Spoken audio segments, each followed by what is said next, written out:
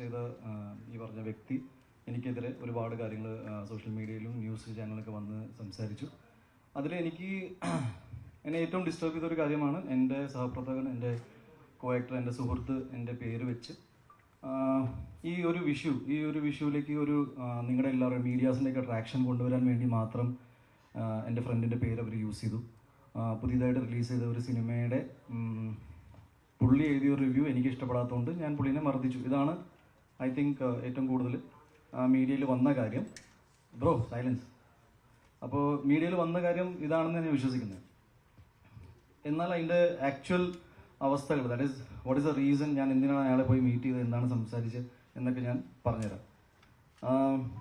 ഏകദേശം ഒരു 2 ആഴ്ചത്തോളം മുന്നേ എനിക്കൊരു അൺനോൺ നമ്പറിൽ നിന്നൊരു കോൾ വന്നിരുന്നു. ഈ കോളിൽ എനിക്ക് ഒരു ലേഡിയാണ് എന്നോട് സംസാരിച്ചത്. അൺനോൺ കോൾ ആയതുകൊണ്ട് ഇവർ പറഞ്ഞ കാര്യങ്ങളൊന്നും ഞാൻ അതിന് ഫേസ് വാല്യൂ എടുത്തില്ല. പറഞ്ഞ കാര്യങ്ങൾ ഭയങ്കര ഗ്രീവൻസും ഭയങ്കര ഒരു ക്രിമിനൽ പശ്ചാത്തലമുള്ള കാര്യങ്ങളാണ് എന്നോട് പങ്കുവച്ചത്.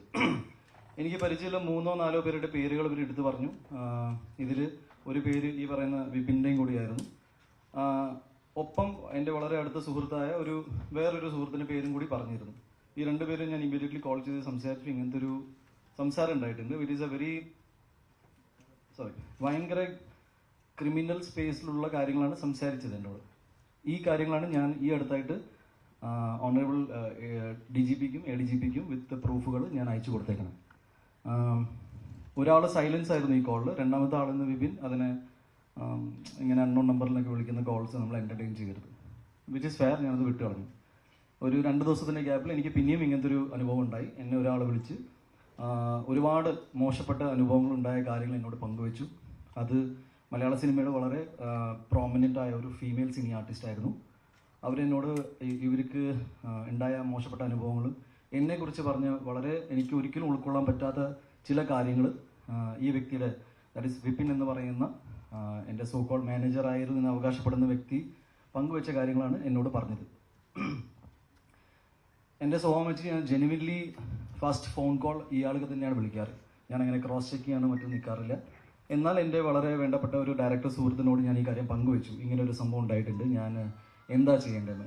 ഈ ഡയറക്ടർ ഈ പറയുന്ന സുഹൃത്തിനെ വിളിക്കുന്നു. ഇവർ തമ്മിൽ സംസാരം ഉണ്ടായി. അയാൾ മാപ്പ് പറഞ്ഞു എന്ന് പറഞ്ഞിട്ട് എൻ്റെ ഡയറക്ടർ സുഹൃത്ത് തിരിച്ചു വിളിച്ചു. ഉണ്ണി നേരിട്ട് പോയി സംസാരിക്കണം, ഈ ഇഷ്യൂ ഇവിടെ തന്നെ സോൾവ് ചെയ്യണമെന്ന് പറഞ്ഞു. ഇതിൻ്റെ ഭാഗമായിട്ടാണ് ഞാൻ ഈ പറഞ്ഞ ഇഷ്യൂ ഉണ്ടായ സ്ഥലത്തേക്ക് ഞാൻ പോകുന്നത്. ദാറ്റ് ഈസ് വിപിൻ കുമാർ എന്ന വ്യക്തി ഇയാളോട് മാപ്പ് പറഞ്ഞു. Is sorry for what has happened എന്ന് മാപ്പ് പറഞ്ഞതുകൊണ്ട് അത് എന്നോട് നേരിട്ട് പറഞ്ഞാൽ നന്നായിരിക്കും എന്നാണ് എനിക്ക് തോന്നി. ബിക്കോസ് ഞാൻ അയാളെ ഒരിക്കലും അയാൾ അവകാശപ്പെടുന്ന പോലെ ഒരു ഡെസിഗ്നേറ്റഡ് ലെവലിൽ നിന്നേക്കാട്ട് അപ്പുറത്താണ് ഞാൻ കണ്ടത്. ഞാൻ പുള്ളിൻ്റെ ഒരു സുഹൃത്തായാണ് കണ്ടിരുന്നത്. ബിക്കോസ് ഞാൻ കുറച്ചും കൂടി ഡീവേറ്റ് ചെയ്ത് വരാം. 2018 ആദ്യമായിട്ട് ഉണ്ണിമുന്തൻ ഫിലിംസ് എന്ന സിനിമയുടെ പ്രൊഡക്ഷൻ കമ്പനിയുടെ ഒരു തോട്ട് വന്നത് ഫോർ ദ മൂവി മേപ്പടിയാൻ. ഇനി മേപ്പടിയാൻ്റെ സംഭവം എന്ന് വെച്ചാൽ 2018 തുടങ്ങിയിട്ടുണ്ടെങ്കിലും ഈ സിനിമ അവസാനിച്ച് വന്നപ്പോഴേക്കും 2021 ആയി. വിച്ച് ഇസ് വൈ ഓൾമോസ്റ്റ് 3 ഇയേഴ്സോളം ഞങ്ങൾ ഒരു ടീം, ഇതിൻ്റെ ഒരു HOD എന്ന് പറയുന്ന ഹെഡ് ഓഫ് ദി ഡിപ്പാർട്ട്മെൻറ്റ്സ് ഒക്കെ നിൽക്കുന്ന ടീം വളരെ ഒരു ടെക്നിക്കൽ ക്രൂവിനപ്പുറത്ത് ഒരു സുഹൃത്ത് ബന്ധത്തിലേക്ക് അത് പോയി. സിനിമകളിൽ മാനേജർ പരിപാടി എന്താണെന്ന് ഞാൻ അതും കൂടി ഒന്ന് ക്ലാരിഫൈ ചെയ്യാം. ബിക്കോസ് അതിനെക്കുറിച്ചും ഒരു ചർച്ചകളുണ്ട്.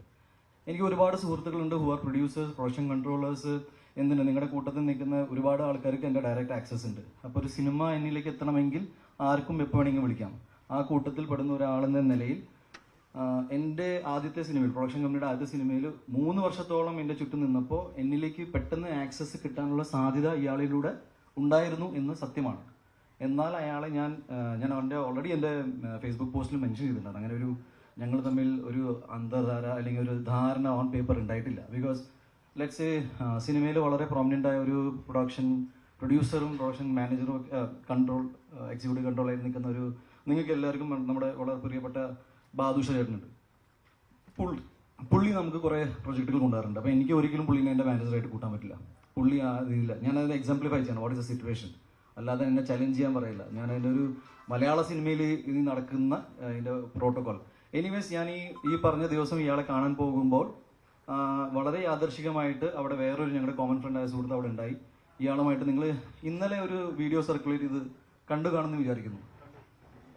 അതിൽ വളരെ മാന്യമായിട്ടാണ് ഞാൻ സംസാരിച്ചുകൊണ്ടിരുന്നത്. അതിൽ വേറെ നിങ്ങളെല്ലാവരും അല്ലെങ്കിൽ ഒരുപാട് മീഡിയാസ് അല്ലെങ്കിൽ കുറേ പേര് ആൻറ്റിസിപ്പേറ്റ് ചെയ്യുന്ന അടി ഉണ്ടായിട്ടില്ല. ഇതൊരു അടി കേസായിട്ട് എടുക്കാൻ ബുദ്ധിമുട്ടുണ്ട്, ബിക്കോസ് അടി ഉണ്ടായിട്ടില്ല. ഞാൻ ആവർത്തിച്ചുകൊണ്ട് പറയാണ്, ആസ് എ വ്യക്തി എന്ന നിലയിൽ ഞാൻ ഇതുവരെ എൻ്റെ 22-ാം വയസ്സിലും 21-ാം വയസ്സിലും കണ്ട ആൾക്കാർ ഇവിടെ ഈ കൂട്ടത്തിലുണ്ട്.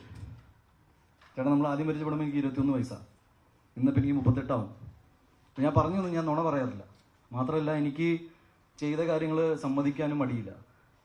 അന്ന് ഉണ്ടായ കാര്യങ്ങൾ ഇത്രയേ ഉള്ളൂ. ഇയാൾ വരുന്നു, ഞാൻ ഒന്നുകൂടി റിപ്പീറ്റ് ചെയ്യാം, ഇയാൾ വരുന്നു.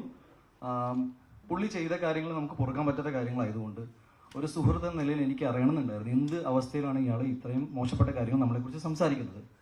എൻ്റെ സുഹൃത്തായ മറ്റേ ഡയറക്ടർ പറഞ്ഞു ഇയാൾ ഓൾറെഡി അപ്പോളജറ്റിക് ആണെന്ന്.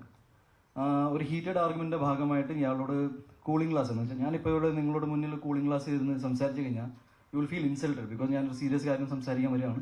നിങ്ങൾ ആ സൈക്കോളജിക്കൽ സാധനം മനസ്സിലാക്കുന്നെന്ന് ഞാൻ വിചാരിക്കുന്നു. എനിവേസ്, ഒരു ഹീറ്റഡ് ആർഗ്യുമെൻറ്റ് ഞാൻ ഈ കൂളിംഗ് ഗ്ലാസ് വലിച്ചെറിഞ്ഞു, സത്യമാണ്. പുള്ളി പേടിച്ചിട്ട് കുറച്ച് നേരത്തിന് കരഞ്ഞിട്ട് പുള്ളി മാപ്പ് പറഞ്ഞു പോയി. ആ കൂട്ടത്തിൽ അവിടെ ഉണ്ടായ ഞങ്ങളുടെ വളരെ കോമൺ ആയ ഒരാൾ, പുള്ളിക്ക് ഈ വിഷയം എന്താണെന്ന് പോലും അറിയാത്ത ഒരാളാണ്. അത് പോലീസിൻ്റെ അടുത്ത് മൊഴി പറഞ്ഞിട്ടുണ്ട്. പുള്ളി പറഞ്ഞ മൊഴിയിൽ ഞാൻ മനസ്സിലാക്കുന്നത് സത്യസന്ധമായിട്ട് പറഞ്ഞ കാര്യങ്ങളാണ്. ഒരു കുറ്റം ഇയാളുടെ ഭാഗത്ത് നിന്നായിട്ടുണ്ട്, അത് പുള്ളി സമ്മതിച്ചു. അത് ഉണ്ണിയോട് ഞാൻ ആകെ ചോദിച്ചത് ഒരു റിട്ടേൺ അപ്പോളജിയാണ്. എന്താണെന്ന് വെച്ചാൽ ഇതിൽ ഉണ്ടായ പ്രോബ്ലംസ് എല്ലാം എനിക്ക് ഭാവിയിൽ ബുദ്ധിമുട്ടുണ്ടാക്കുന്ന പ്രോബ്ലംസാണ്. അപ്പോൾ എന്നെ ഇതിൽ നിന്ന് ഒഴിവാക്കി തരണം എന്ന് മാത്രമാണ് പറഞ്ഞത്. മാത്രമല്ല, ഇനി അങ്ങോട്ട് നമുക്ക് മുന്നോട്ട് ഒരുമിച്ച് വർക്ക് ചെയ്യാൻ പറ്റില്ല, ബിക്കോസ് ഒരു ടെക്നീഷ്യൻ ലെവലിൽ മാത്രമല്ല, ഒരു വ്യക്തി എന്ന നിലയിൽ എനിക്ക് പുള്ളിയോടൊപ്പം വർക്ക് ചെയ്യാൻ ബുദ്ധിമുട്ടാണ്. എന്നാൽ ഇതൊരു പബ്ലിക് ഡൊമൈനിൽ പോയിട്ട് പുള്ളിനെ ഡിഫെയിം ചെയ്യാനോ മറ്റു കാര്യം ചെയ്യാനോ നമ്മൾ നിൽക്കുന്നുണ്ടായിരുന്നു, ബിക്കോസ് ഞങ്ങളെല്ലാവരും സുഹൃത്തുക്കളാണ് ആയിരുന്നു എന്ന് പറയാം. ഒരു വൈകുന്നേരം ആയപ്പോഴേക്കും ഇതിൽ വളരെ ബുദ്ധിമുട്ടുണ്ടാക്കുന്ന കാര്യം എന്ന് വെച്ചാൽ ഒരുപാട് പേര്, എന്നെ വ്യക്തിപരമായിട്ട് അറിയുന്ന ഒരുപാട് പേര് ഈ ഇഷ്യൂ മറച്ചിട്ട് വേറെ കൂടി കാര്യം പറയാം. ഓൾറെഡി ഒരു ഫീമെയിൽ സിനി ആർട്ടിസ്റ്റിനെ കുറിച്ച് ഞാൻ പറഞ്ഞു കഴിഞ്ഞു. ഓൾറെഡി എനിക്ക് തോന്നുന്നു ഒരു 2-3 മാസം മുന്നേ തന്നെ വളരെ പോപ്പുലറായ വേറെ ഫീമെയിൽ സിനി ആർട്ടിസ്റ്റ് ഫെഫ്കേലോ എവിടെയോ ഒരു കംപ്ലൈൻറ്റ് ഇയാൾക്കെതിരെ എതിരെ ഉണ്ട്. ഇതൊരു റിപ്പീറ്റഡ് ഒഫൻസാണ്. എന്ന് വെച്ചാൽ ഞാൻ പറഞ്ഞു വന്നത് ഫേസ് വാല്യൂവിൽ ഒരാൾ പറഞ്ഞ കാര്യങ്ങൾ, ദാറ്റ് ഈസ് എൻ്റെ അടുത്ത സുഹൃത്തായ ടോയിനോടെ പേര് പറഞ്ഞിട്ട് ഞാൻ ഇയാളുടെ സിനിമയെ മോശപ്പെട്ട രീതിയിൽ സംസാരിച്ചു അടിച്ചു എന്ന് പറഞ്ഞാൽ ഇത് കംപ്ലീറ്റ്ലി ഒറിജിനൽ ഇഷ്യൂന്ന് ട്രാക്ഷൻ മാറ്റാൻ വേണ്ടി മാത്രം ഉണ്ടാക്കിയൊരു കഥയാണ്. എൻ്റെ പ്രോബ്ലം എന്താണെന്ന് വെച്ചാൽ ആക്ച്വൽ ഇഷ്യൂ ആരും ഇതുവരെ ഡിസ്കസ് ചെയ്തിട്ടില്ല. ഞാൻ എന്തിനാണ് ഇയാളോട് സംസാരിക്കാൻ പോയത്, എന്താണ് എനിക്ക് ഇഷ്യൂ ഉണ്ടായത്. എനിക്ക് തോന്നുന്നു ഞാൻ ഒരാളുമായിട്ട് വഴക്കുണ്ടാക്കുന്നതിൽ ഒരു ന്യൂസ് വാല്യൂ ഇല്ലാത്തതുകൊണ്ട് ഡെഫിനറ്റ്ലി ഒരു 2 താരങ്ങൾ തമ്മിൽ ഫൈറ്റ് ഉണ്ടാക്കി കഴിഞ്ഞാൽ കുറച്ചും കൂടി രസകരമായിരിക്കും. ഞാൻ മനസ്സിലാക്കിയത് ഇയാൾക്ക് ഏതെങ്കിലും രീതിയിൽ നമുക്ക് ലീഗലി ഫൈറ്റ് ചെയ്യണം, അല്ലെങ്കിൽ ഈ സോഷ്യൽ മീഡിയയിൽ ഇരുന്നിട്ട് എൻ്റെ വ്യക്തി ജീവിതത്തെക്കുറിച്ചും എൻ്റെ മാനസികാവസ്ഥയെക്കുറിച്ചും എൻ്റെ സിനിമാ ജീവിതത്തെക്കുറിച്ചും ഞാൻ എന്ന വ്യക്തിയെക്കുറിച്ചും ഇങ്ങനെ നോൺ സ്റ്റോപ്പ് ഡിഫെയിം ചെയ്യാനുള്ള കാര്യങ്ങൾ എന്താണെന്ന് എനിക്ക് മനസ്സിലായിട്ടില്ല. ഇതുവരെ ഒരു ഇഷ്യൂ